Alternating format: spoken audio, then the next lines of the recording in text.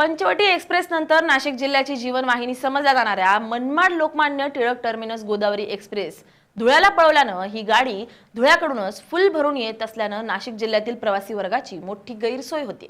ही गाडी पूर्ववत सुरू करण्याची मागणी करूनही रेल्वे प्रशासनाकडून कुठलीही दखल घेतली जात नसल्यानं रेल्वे प्रवासातून तीव्र नाराजी व्यक्त होतीये। कोरोना काळात उत्पन्नाचे कारण देत Manmad Lokmanya Tilak terminus Godavari express railway प्रशासनानं धुळ्यापर्यंत वाढवली।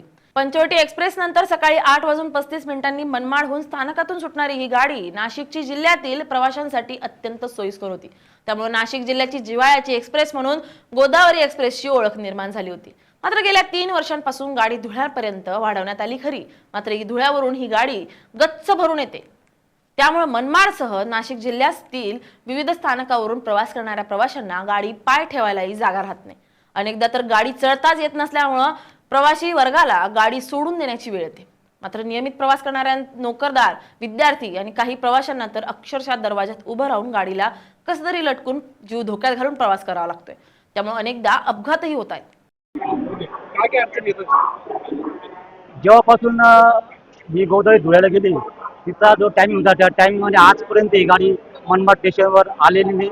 आणि जे अपडाऊन करणारे नोकरदार काही विद्यार्थी आहेत त्यांना पण ड्युटीवर जाण्याकरता बराचसा कालावधी लागतो आणि प्रशासन पण याच्यावर गांभीर्याने निर्णय घेत नाही। आम्ही बऱ्याच वेळा एसीएमला कंप्लेंट केल्या, एसीएमला कंप्लेंट केली, ते म्हणतात रजिस्टरला नोंद करा, तुम्ही तिथे आम्ही पुढे फॉरवर्ड करू। अद्याप ही गाडी आज सुद्धा आजच्या तारखेला ही गाडी अजून मनमाड स्टेशन आली नाही। आता इथून ती नाशिक रोडला पोहोचेल 10, 10:30, 11 वाजता, तरी प्रशासन याच्याकडे गांभीर्याने लक्ष केंद्रित करत नाही। ती गाडी कधी येते, कधी जाते, कोणाला जागा मिळते, कोणाला मिळत नाही, याला प्रशासनाला कोणत्याही गोदावरी एक्सप्रेस धुळ्याला पळवल्यानं नाशिक जिल्ह्यातील प्रवासी वर्गातून तीव्र संतापाची लाट उसळली आहे। रेल्वे प्रवासी संघटनेनं विविध आंदोलन करत रेल्वे प्रशासनाचं लक्ष वेधलं होतं, मात्र रेल्वे प्रशासनानं कुठलीही भूमिका घेतली नाही। विशेष म्हणजे ही गाडी मनमाडहून सोडवण्यात अपयशी ठरल्यानं तत्कालीन केंद्रीय आरोग्य राज्यमंत्री भारती पवार यांना लोकसभा निवडणुकीत रेल्वे प्रवाशांच्या रोषाचा सामना करावा लागला होता। विशेष म्हणजे गोदावरी एक्सप्रेस मनमाडवरूनच सुटावी यासाठी प्रवासी संघटनेकडून मुंबई उच्च न्यायालयात जनहित याचिकाही दाखल करण्यात आली होती। न्यायालयाने रेल्वेच्या भुसावळ विभागीय आयुक्तांना निर्णय घेण्याच्या सूचनाही दिल्या होत्या। थेट रेल्वे मंत्र्यांपर्यंत हा विषय गेला। विद्यमान खासदार भास्कर भगरे यांनीही निवडून आल्यापासून पाठपुरावा केला, मात्र रेल्वे मंत्रालयाकडून त्याची दखल घेतली जात नाहीये। गोदावरी एक्सप्रेस मनमाड येथून सोडवणारी मूळची गाडी होती। अनेक वर्षापासून ही गाडी इथे सुरू होती, परंतु शासन व प्रशासनाने अचानक ती धुळे येथून सुरू केल्यामुळे मनमाड शहरातून प्रवास करणारे विद्यार्थी, नोकर वर्ग व इतर व्यापारी वर्गांना अनेक अडचणी निर्माण व्हायला लागले। म्हणून आम्ही शासन व प्रशासनासाठी वेळोवेळी DRM यांना भेटून आम्ही प्रत्यक्ष जाऊन जेव्हा दानवे साहेब रेल्वे मंत्री तेव्हा आम्ही दिल्ली येथे जाऊन पण त्यांना निवेदन दिले।